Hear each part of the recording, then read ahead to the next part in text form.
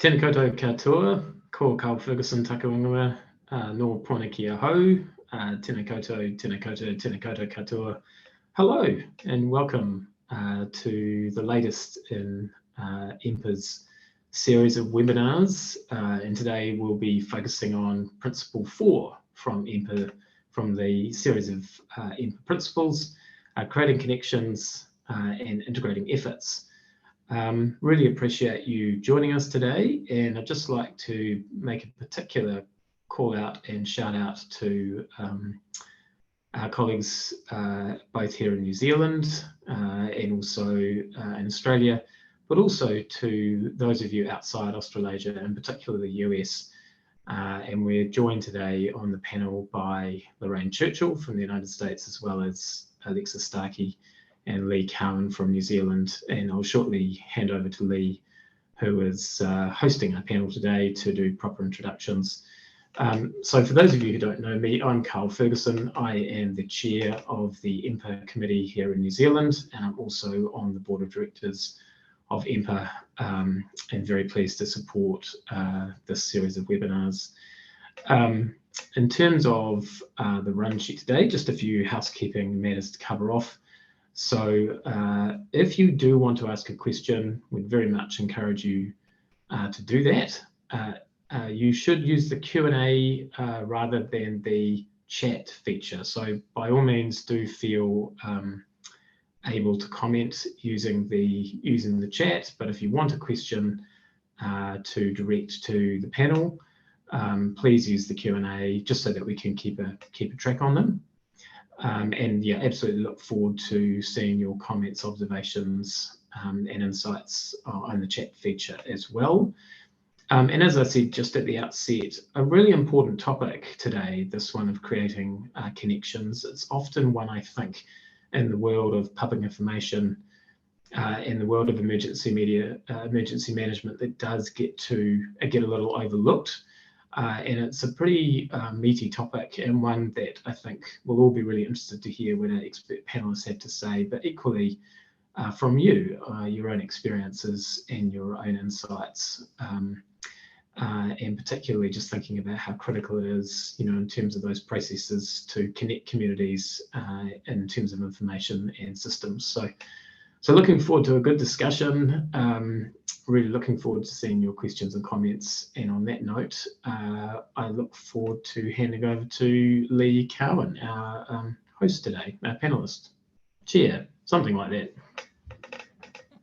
Thank you, Carl. Yeah, I'll answer to all of those. Kia ora koutou. It's lovely seeing you, and thank you for joining us. I am very pleased to host this webinar because I think this is a topic close to many of our hearts. Sometimes we call it internal communications, sometimes community engagement, sometimes just direct sort of relationship management. But ultimately, as communicators, we often play the unseen role in connecting people, as Carl said. And on that note, I would like to introduce you to Alexis Starkey and Lorraine Churchill. Alexis joins us from Auckland. Thank you, Alexis, where she currently plays a very significant role in the COVID vaccine rollout, managing quite a large team there, with obviously quite a large audience. And Lorraine joins us all the way from, I'm going to say sunny US, but I didn't actually check the weather. It may not be that sunny. And has a background in emergency management. So she's got a real focus on public information management. So brings a different view, both from across international waters, but also in terms of the context often we see in Australasia.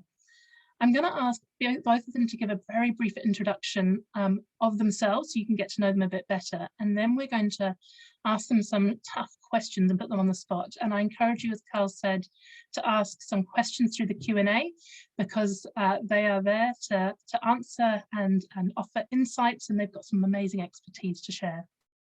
So I'll start with Lorraine. Hi, Lorraine. Would you like to introduce yourself? Well, okay, sure, why not? So greetings everyone. I'm Lorraine Churchill, as we know. Thankfully, it's right there on the board for us so that I remember as well. I have, let's see, I don't think I want to say how many decades it's experience in emergency management and public information. And this is an amazing and wonderful topic to my view, because everything I feel that we do is about connecting the community so it can enable its own resilience. So if we empower them with the right information at the right time, right, then they can take ownership of their own destiny.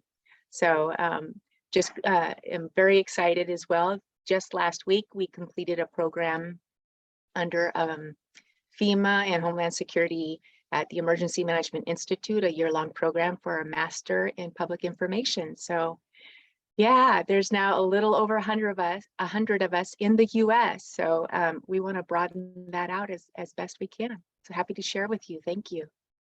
Thank you, Lorraine. And I should also mention she is on the EMPA board, so also brings some really great insights into the principles across the board. So we may touch on some of those as well. Thank you, Lorraine. And Alexis, over to you. Kia ora koutou, good to meet you all virtually.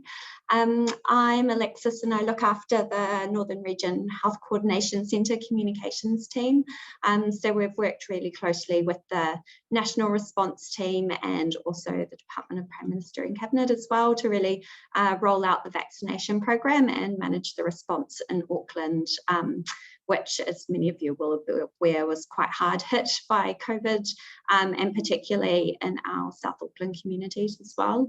And then prior to this, my background is mostly community and stakeholder engagement, so working in New Zealand, but also the UK and Australia, work for the New South Wales government there as well. Thank you, Alexis. Really excited to hear a bit more about that as some of your examples. So we'll dive straight into it. And again, please don't hesitate to ask questions as we go. So obviously the integrated approach of how, whether it's preparedness or response or recovery, there's elements of communications all the way through. And I'm really interested to hear from you sort of how you feel that gets integrated really well, where you've seen it work brilliantly and where you've got some learnings where it hasn't worked so well. And sort of focusing on some of, I guess, the successes that you've seen, where you've seen the flow of communications and how it connects those three things together. Hopefully that made sense. I'll hand over, I think, first to you, Lorraine. Well, we do have a lovely little community not far from where I live in Oregon.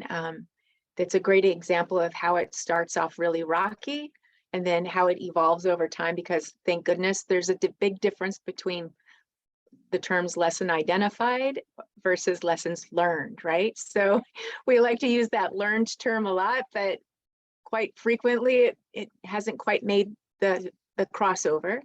So it was a small town that was hit back to back by what are termed 500-year floods. So the thinking in a person's mind is that, well, it's only supposed to happen once every 500 years, right? But that wasn't reality. And so the first time the community was impacted, there was next to no communication, and they were also geographically isolated because they were pretty much surrounded by a river system.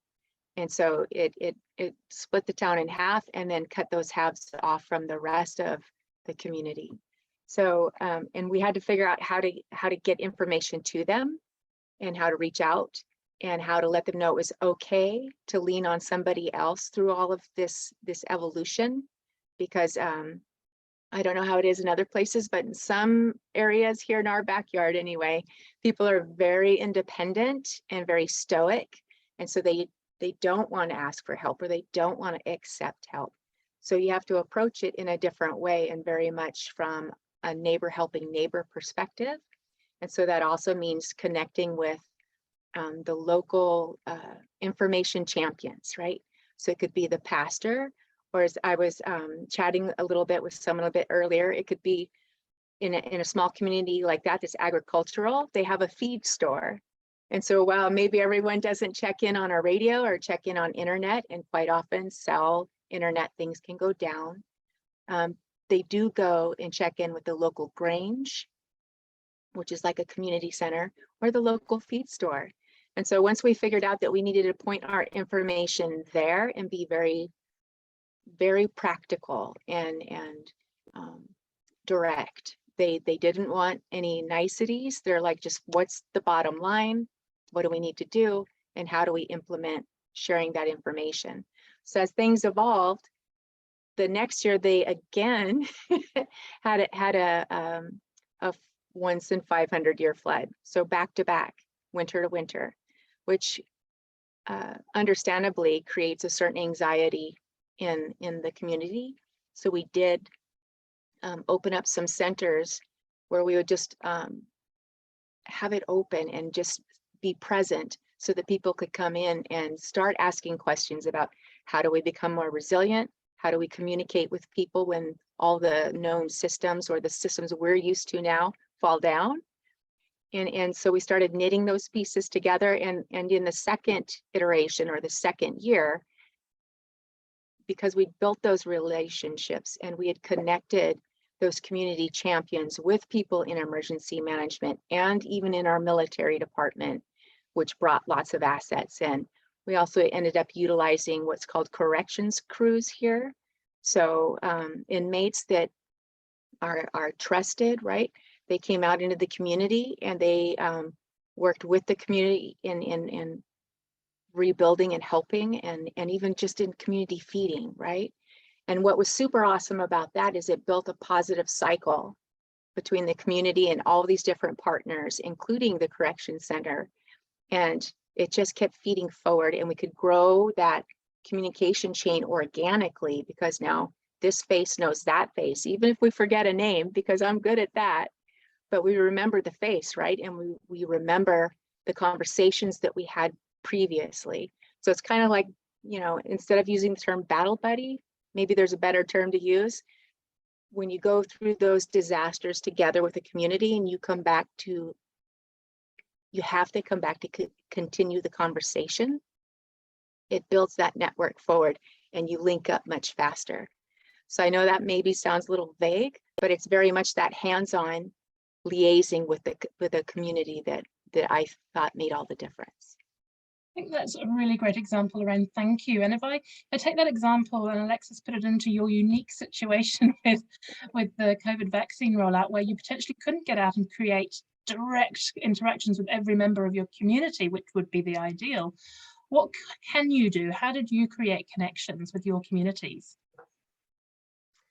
Yeah, so I think particularly for COVID and the vaccine rollout, there was a huge proliferation of information. So people don't really know what to trust sometimes. You know, they're reading certain things in mainstream media, they're talking to their neighbours, they're looking at things on social media. And so for us, it was about really thinking about who are the trusted voices in their community. And for our Maori and Pacific communities were hit hardest and earliest by the pandemic. And so part of it was looking at partnering with our Maori and Pacific health providers and community leaders. So for example, we had a lot of local Pacific societies. So for example, the Tongan Society really taking the lead and bringing their community in and taking the lead on communicating in a way that best worked for them. So we'd give them key messages often, but they'd design all their social media promotion, all their activity in a way that really worked for them. And I think a key part of that dissemination was we worked with a Pacific communications agency that would take our messages and make sure that they would work when they're translated, because I think often people at a start, you know, think, oh, you know, this is what it's going to translate into, but it can translate quite differently in different languages. So having someone who could take that base message and make it work before it was translated, I think was really important. And I think I guess not being too restrictive with communities in terms of how they disseminate information. So we found church leaders were particularly important, and we could give them information, but actually they know their congregation the best, they know what's going to work for them. And so it's more about asking them about what support they need and providing the key messages or the relationships that they might need, but really letting them design it in a way that works for them. And I think the other thing, that kind of co-design on the fly we did quite a lot, was having regular meetings, and if we were coming up with ideas, just testing it straight away. So GPs are obviously a really important trusted source of information, and we were working really closely with public health organisations which represent GPs. We're meeting with them nearly daily and testing ideas and concepts, and they'd let us know straight away what was going to cause an issue for GPs. So I think that kind of, even though you can't go through a full co-design process, just testing and iterating with that community constantly is really helpful. Thank you. Yeah, I couldn't agree more. And I also want to thank Liz Inch, who's just posted about the learnings that we took around engaging with homeless people during the pandemic and with the vaccine rollout, because I think she's quite right. Digital didn't work, and actually we engaged directly with the Auckland Mission and with a number of other service providers in that space to identify how to get information to the homeless who didn't receive it through what we would call our traditional channels. And actually what we did is we had to create information for people, some of whom couldn't read very well, so it was highly visual, and print it and get it out directly to the people who engage with homeless communities. So it was always being able to identify, by working closely with those communities directly, what might work best. So Liz, thank you for that. We've had a question come through, thank you Andrew, that says, what do we do when we have communities that may be a little bit complacent and haven't had an impact for years and so aren't very prepared for a surprise event? How would you create connections in that space? And I might just, again, if you're okay, start with Lorraine and then move to Alexis. That is a fantastic question and so on point. In a lot of outreach, what we found out is if we reach out to the individual and say, this will save you, it will help your family, they kind of go, yeah, but it's not going to happen to me.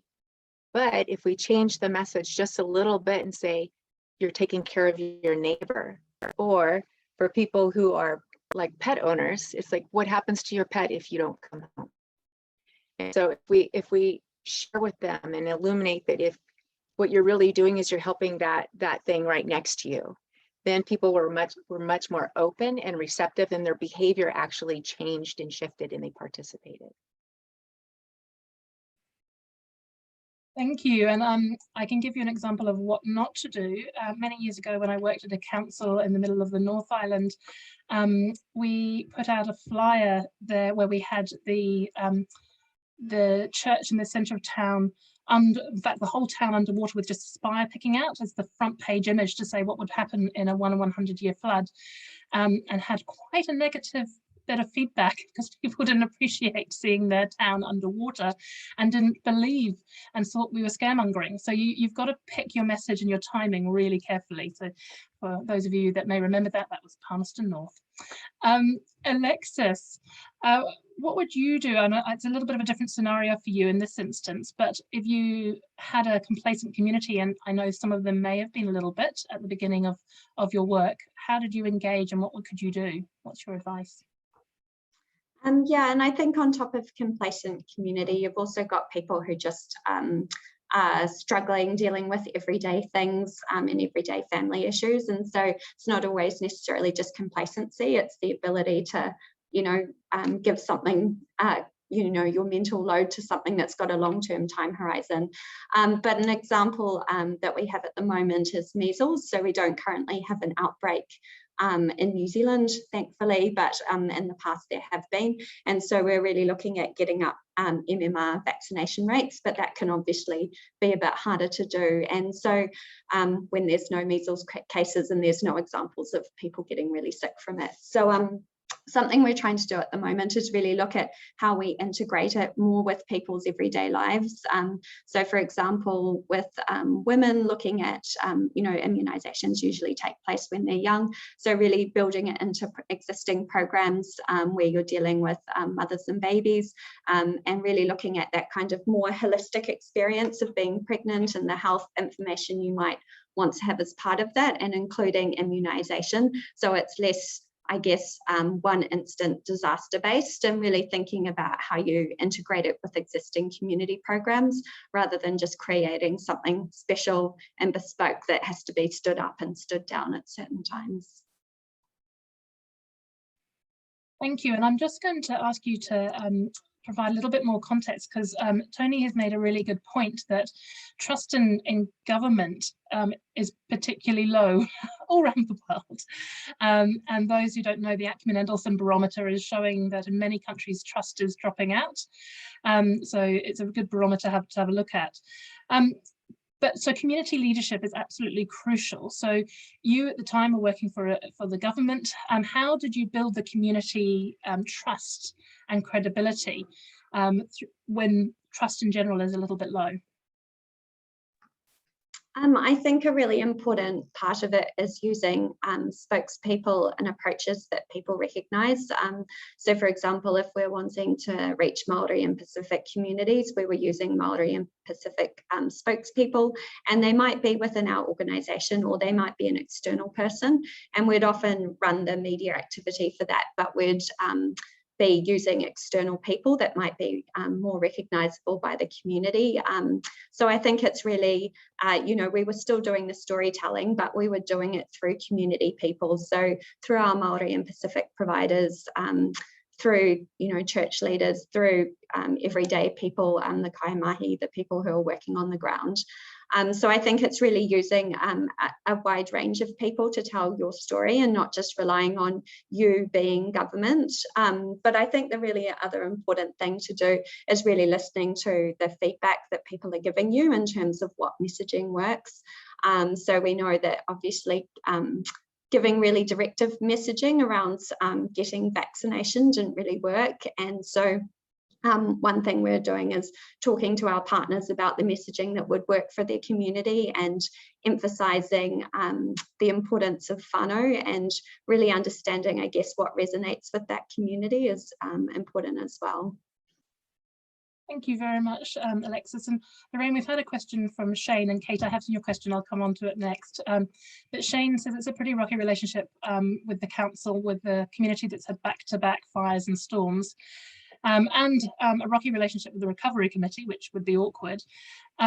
Is there any advice that you could give from your experience in this space about how to build that trust back with the community? Yeah, I think I would start off acknowledging the distrust or the tension.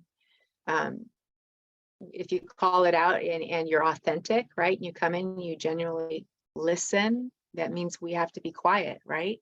We have to actively listen and engage that two-way dialogue. And sometimes they don't want to talk right away because they're just so mad. And sometimes they just want to stand up and shout for a while. And it's real important to just kind of let them, because it's their process they're going through, right? If you're coming in to help, it's their community and it's their home and it's their family that's been impacted. So to bring in that compassion and that empathy and to just be patient and let them go through their process and support them through that. So, and then when they're ready and they take that breath and they look at you, you go, okay, I hear you. And how do I help make it better? What do we need to do? What's your thoughts on how we make this better? That's like the number one step to me is just I acknowledge that it's difficult. We're planning on going into community early next spring that we know maybe doesn't even actually want a whole lot of attention. So we come in and we sit and we listen and we have little discussions to start with. And then as things build and trust, they start going, okay, you're not some strange person from another planet. We'll sit down to the table with you, but you have to have them at the table and you have to leave the seat open, even if they don't show up right away. Thank you very much, Lorraine. That's great advice. Kate has asked about connecting with communities who are culturally and linguistically diverse, so CALD communities, and those that potentially are vulnerable, so have some special needs. And thank you, Carl, for sharing that. Everyone, the Acumen-Edelson link has been posted. So do you have any advice? We'll start with Lorraine on how to engage with those communities that may have some very specialist needs. Well, I think Alexis actually hit on it in what she just shared a moment ago, is that you go in and you listen and you ask the community you're trying to serve what works for them. and you practice your messaging with them, they'll tell you if you have it right or wrong. Yeah. People are pretty good about going, I don't like that. So it gives them the opportunity to say, this is working or this is missing. But really going to those community champions, like Alexis just shared, which quite typically includes, right, your faith-based leaders. We have, I forget, we have hundreds of tribes here. Not all are even federally recognized. So that's a different thing that happens here. And so we have to approach that differently. And you walk toward the leader and you wait for the leader to acknowledge you. You don't just go in, right? You have to wait to be invited. So it's being open and sensitive to what that culture, how they want to process the process itself, right? How do we engage? Yeah, very true, very true. And being waited to be invited in can be very frustrating, both in the preparedness phase where you just want to get it sorted, ready for when you need to respond. And often it's in recovery when it's too late that you're trying to build those relationships. So I think that's great advice, Lorraine. Alexis, in terms of the very diverse Auckland audience, do you have any insights from your time of how best to engage with communities that need some specialist support? I think one of the things is being, I guess, as hyper segmented as you can. I think sometimes people, and we do this obviously through data groupings and things, but that people often group, say a Pacific population when, actually there are, quite a number of different Pacific countries and languages. And so I guess really acknowledging the needs to target by language, by really specific local community needs rather than kind of grouping people together. And we always find out in language stuff just makes a huge difference. I know that translations can be time consuming and resource intensive, but definitely I'd say that's one of the critical things that has paid off. And one of the easiest ways you can get those into market really quickly is just video. So sometimes, translating written resources can be quite time consuming, but we found the ability to say, interview our Pacific people in the range of different languages and get that content up online straight away can make a really big difference. Or just getting language speakers on different language specific radio can be a really quick and easy way to get those messages out there when you've got that really sort of tight time turnaround. And then, as Lee mentioned earlier, we had a vulnerable communities working group that we worked with really closely. It included a range of disability organisations as well as homeless communities, looking at elderly care as well. So really working with them to partner on the design, because they, for example, the homeless community, they know their people really well. We were working with the Calder Centre and the mission, and that they know what works for their people. They already have those existing relationships, and so really bringing them in as early as possible and involving them, or potentially just giving them resource to go and deliver the programs themselves. I think that's been our most important learning. And I would just add to that, based on some experience back, and this was a long time ago, but in the Christchurch earthquake days, we had a report done following the earthquakes where we interviewed our CALD communities and said, how well did you feel you're engaged with? And it was fairly shocking to discover that a small subset of the Chinese community, mostly elderly women who didn't speak English very well, interpreted our boil water, the pipes are broken and don't use your toilet facilities, use the chemical toilets or the portaloos, as it was okay to go down to the local stream to bathe, wash and brush your teeth and potentially drink water. And this was fairly shocking because, of course, all of that lovely wastewater from the broken pipes was heading down to those local streams. So it's a really good reminder to test with your communities. Even if you think you've simplified your messages and you may made them so that nobody could misinterpret, somebody is likely to somewhere, and the better relationships or you've already got in place with your communities, the better it will be in the longer term to be able to test your messaging. We've had a couple of messages come through. Thank you so much to Andrew, who's offered some lovely advice. Hopefully you can all see that. But also we've got a question here from Jody. What are your thoughts on recovery project officers and excessive amount of engagement that continues for many years after an event, and the different agencies running similar initiatives? Do you feel that community gets tired by being approached by different agencies and just wants to move on? How much is too much? And I think that's a really interesting question to ask. So thank you, Jodie. I will start with Alexis on this one. Yeah, I think it's really important to, take into account what the history of the previous experience has been in terms of engagement, because I do feel that, the feedback we often get our communities is that they feel like they've been over consulted and it's really time consuming to participate in consultations. They feel like they're saying the same thing over and over again, and not necessarily being, seeing the impact of that. And in terms of the trust building side, when I was working at for the New South Wales government, I was working for an agency that didn't have huge community trust at the time, and we implemented a program that did really see a change, and it was really based around, a lot of it was giving feedback on really concretely exactly how community feedback has informed a program, because we might put out a new program or policy, but the community doesn't necessarily understand how that's reflected their feedback and their needs. So we do a lot of really intensive work around reiterating that. And really looking at what existing information is available. I know people go out and survey and do focus groups and talk to community all the time when a lot of the information is really already available. So talking to those communities about what they already have. And another big one is just really the information gaps. So we'd often go out in terms of consultation on a particular policy, and then there might be a whole range of work happening in the background, but for the community it's just gone into a black hole.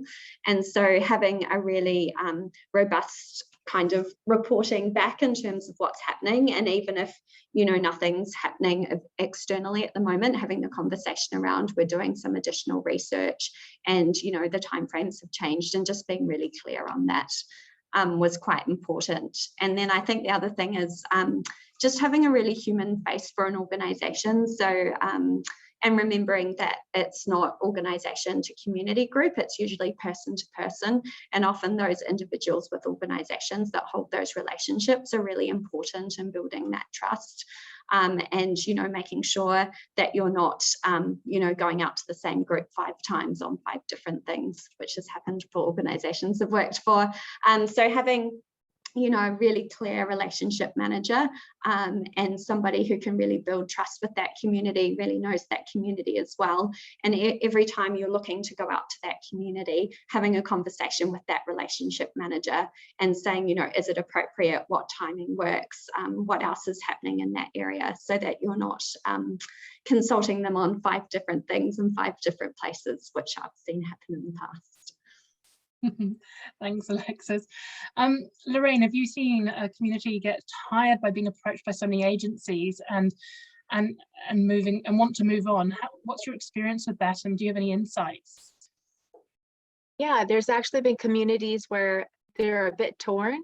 So there are some folks that are done with it and they just want to move on, and then there are lingering audiences that maybe want to continue some dialogue. So you also have to be aware that even a community can have a different opinion within itself. And so you have to be open to those conversations and work with those community contacts in like Alexis was saying, what works for them. So if it's an agricultural or a community like that, and it's cherry season, I'm just making it up. You don't go in when they're doing harvest, right? you check with them and find out what suits their schedule. Yeah, so I would really just circle back to, and it's popping in my head at an EMPA conference. We were very lucky to hear Sarah O'Brien speak, and she was thrown into the midst of trying to organize things for her community because of the floods they experienced, and what an asset she was, because she organized all those different questions coming together at her community. So I think missing from this discussion right now is a community person to say, this is what we experienced and this is how we want it, right? And that happens. This is our moment right now. But as an emergency manager or as a public information officer or public information manager, it's our responsibility as well to take a step back and look at the strategic picture. And like Alexis was saying, don't go at them 5 different times with 5 different things.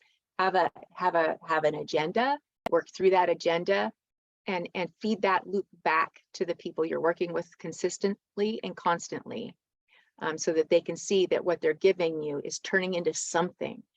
And they can understand if you can't make progress maybe for a while, they'll stay with you, but just communicate that back, close that loop.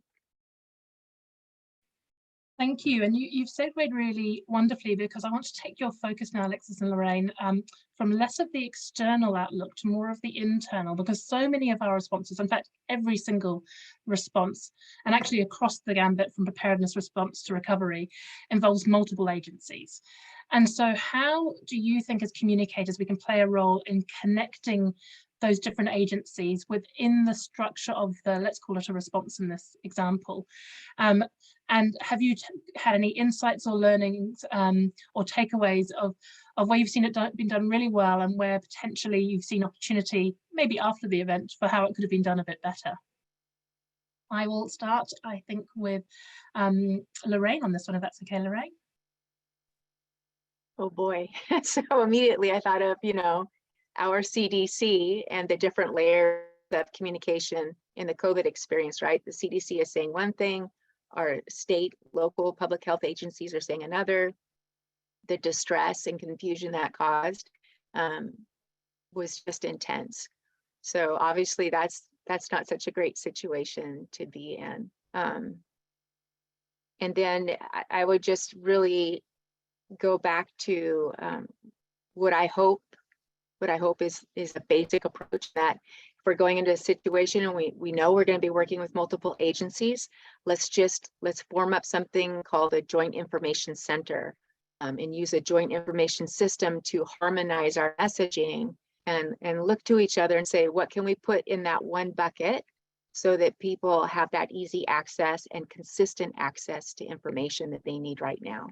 And that'll, evolve. We have to update our messaging as we go, but let's contribute as agencies into one voice. No, I think that's really important to say, because ultimately having consistent messaging across the board is vital to not confuse your community. So forming a mechanism to make sure you've got a consistency is crucial. Alexis, you've seen this in action? Do you have any insights to add? I think the main thing that worked well in our response is just having a daily communication stand up across government, and having that because things were evolving really quickly. We're having one basically every morning at around 8 o'clock in the morning. So that kind of just made a difference so much in terms of you've been talking about media opportunities coming up that day or announcements, and just making sure that it worked for the operational people on the ground, because often we were dealing with really specific local issues like huge demand for COVID tests and large queues at testing centres and things like that. So just being able to be really responsive and having quite a clear framework on terms of when people were speaking and deadlines, so that you could escalate information up. So an example was the daily stand-up that the Prime Minister or Dr. Bloomfield were doing, and as part of that, we would, if there were major issues that we were experiencing or local context we thought people needed to understand, we would escalate key messages up so that they could be used as part of that conversation, or if we had specific messages for particular communities. So having kind of a clear structure that you can really feed information up is really helpful, but definitely that daily stand up was probably made the biggest difference for our team. And was that something that was learned through the process? So by week 2, 3, it was like, we need this, or is that something that was understood that was needed right from the very beginning? So I came in partway through the response, so it was already established by the time I got there. But in terms of like frequency, the requirements, it would just evolve up and down based on the conversations in terms of how frequently it was needed. So sometimes it was a lot broader, sometimes it was a narrow group of people. But yeah, just I guess being really flexible in terms of whether you needed to, pull new people in or whether you needed to do it more frequently, just, not sticking to one particular thing, but being able to move it around as needed. Wonderful, thank you. And please, everybody, send through questions as you have been, because we're into the last 15 minutes, so you've got your window to ask Alexis and Lorraine questions shortening. There was a important part of the principle was really about sometimes that tension between reputation or even fundraising and getting critical life-saving information out. And as an example, NGOs, for example, sort of bound both those things. Often they have to promote their organisation and encourage fundraising in order to support their response to an event. And at the same time, you've got emergency communicators trying to communicate life-saving messages. Have you ever come across that tension in any of the work you've done? And do you have any advice in that space to offer the group?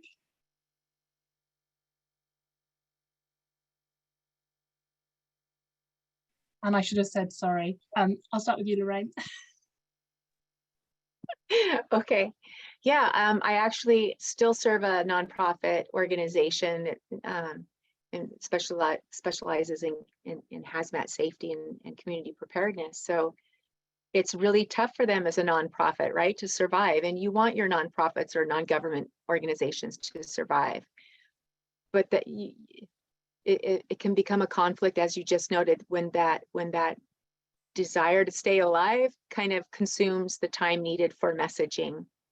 And so at some points it works really well to say, hey, if you have time and you have the desire, go over to this site over here and you can contribute. An important piece, especially for someone like the American Red Cross, whose coffers were pretty wiped out with all the disasters, and to lessen the amount of the human power and the cost to ship something, right? So people want to send goods to people, communities that are going through strife or trying to recover. Those goods cost so much to ship when in fact it's much more efficient, and it can help the local economy better if people do donate instead of sending canned goods or water or whatever it is, that teddy bears, right? There'll be hundreds and hundreds of teddy bears that we can't find homes for maybe. So instead of sending a teddy bear from Oregon to, let's say, Arkansas, if I send a gift card, the local community person can take that gift card and go spend the money locally, which is a more immediate positive return, right? But it's just a delicate balance. And if it starts to become too much of an issue, then you do have to have a conversation with your leadership and say, hey, we're missing the boat. People are becoming frustrated with this, because people will tell you, whether they tell you directly or they just stop paying attention. Either of those things are telling you you're doing something that it's not going right. Yeah. So we need to adjust, and let's back up from that piece, and we'll do a recruitment for funding later. But right now we need to take care of people. So it's prioritizing our efforts at the same time. It's a wonderful response. Thank you, Lorraine. And yeah, teddy bears, don't send teddy bears. Alexis, anything from your perspective? So for the not-for-profits I've been working for, I mean, if you're dealing with a disaster, then often people do really want to know how they can help. So it might be a case of, doing the segmented or geographical targeting. So, people outside other areas want to know what they can do. And I've come across the same issue with people wanting to send things as well, and using charities, directing people to charity shops for that, all the clothes that they want to donate and things like that can be useful. But yeah, I do tend to find that the messaging generally aligns, because people do want to know what they can do to help, and it's important to be quite clear rather than further clogging up the system. But I think the other thing around is generally most not-for-profits have a kind of some sort of calendar in terms of when they're focusing on campaigning and when they're focusing on you know, the kind of donation drive activity. And I think it's just important to kind of, yeah, I guess have quite clear, I guess, concept of when you're doing different things. So I worked at the British Heart Foundation, and we always had a really kind of long-term clear plan around when we're doing particular types of fundraising activity, when we're doing campaign activity, so that it's not overlapping all the time. But often the messages do quite clearly align, because generally people want to help. I think that's very fair, and having done a bit of work at the Red Cross, absolutely, when an event happens, whether it's a hurricane comes through the Pacific as an example, the focus is on life and support to the people there, not on fundraising. That comes later. So it's also, as Lorraine and Alexis both said, it's a time thing as well. We've got a couple of questions come through, thank you. So Kate, I'll start with, has asked, have you got any advice on mobilising and managing volunteers as obviously a key stakeholder group in emergency or disaster response?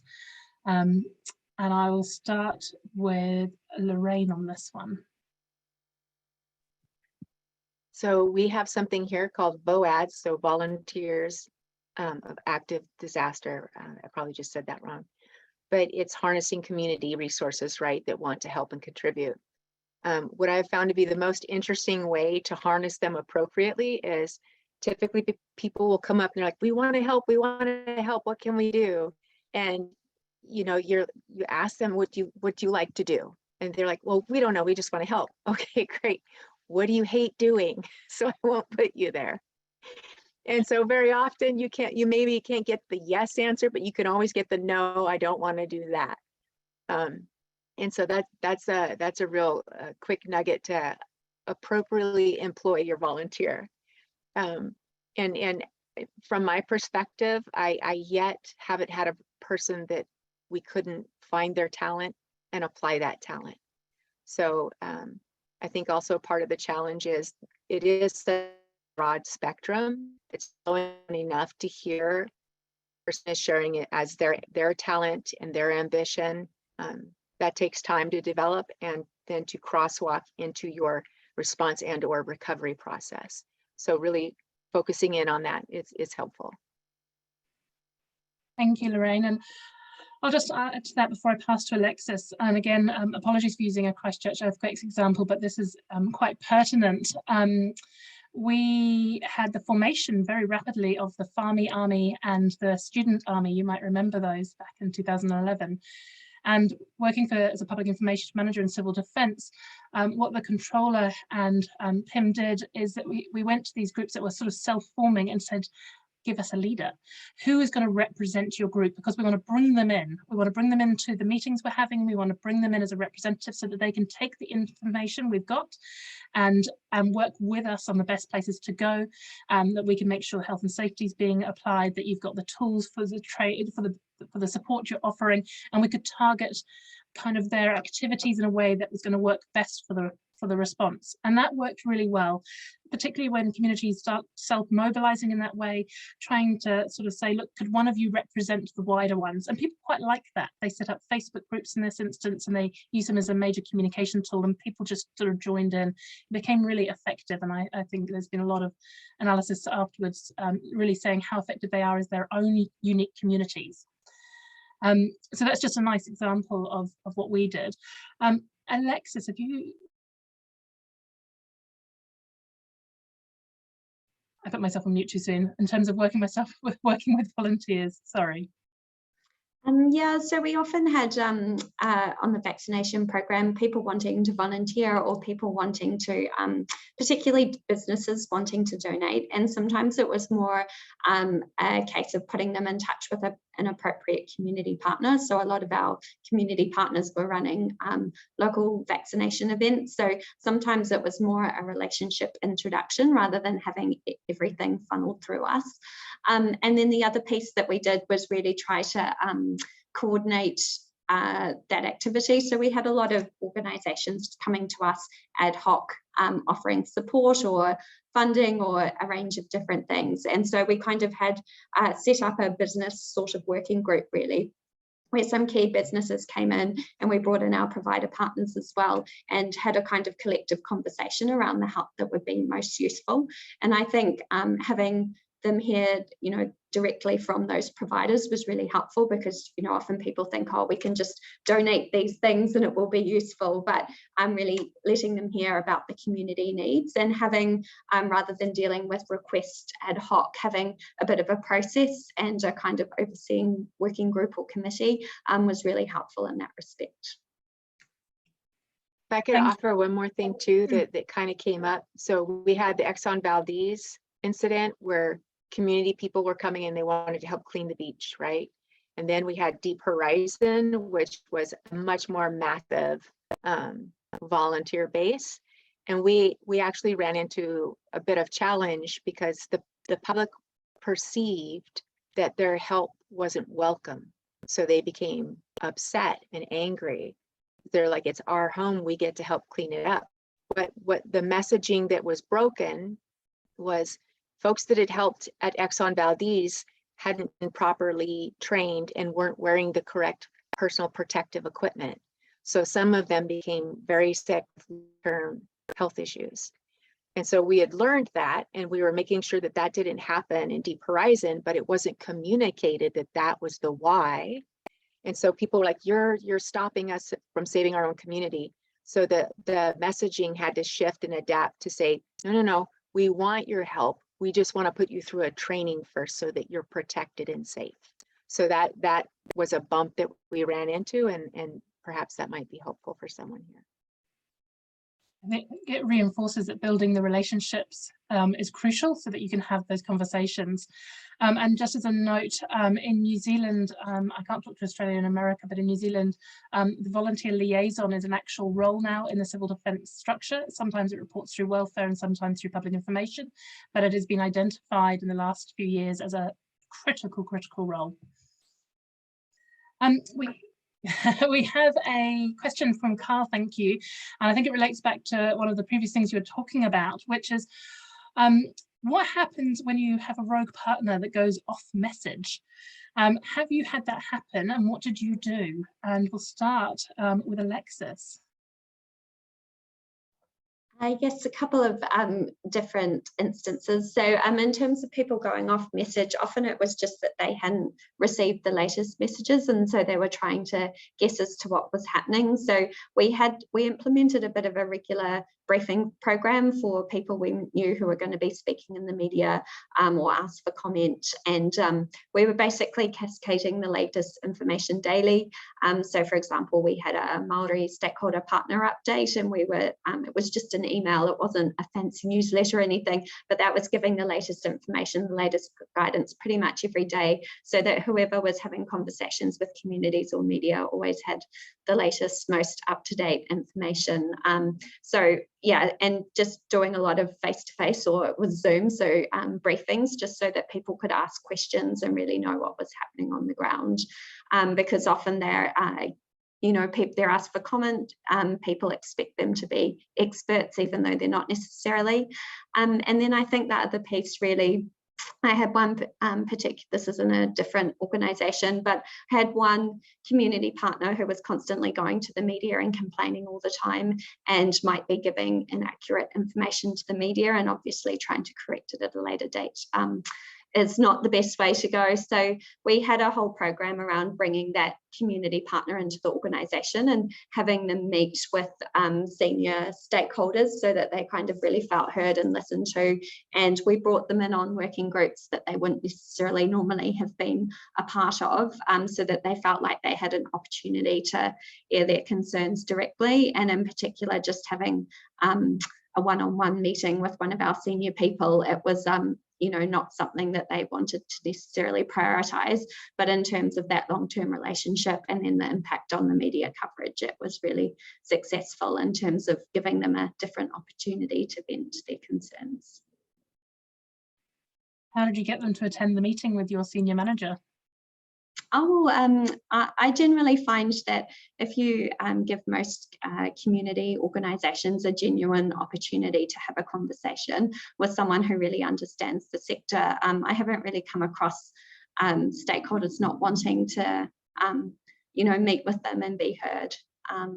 Yeah, I think it just has to be a really genuine offer, and the person who's leading that meeting obviously being committed to having that ongoing conversation and not just a one-off sort of approach, and being able to build trust over time by saying, we listened to you on this and this is what we've done as a result. But it's definitely a longer term trust building piece. Thank you, Alexis. And Lorraine, have you ever come across any of those challenges where someone's gone off message, and what did you do?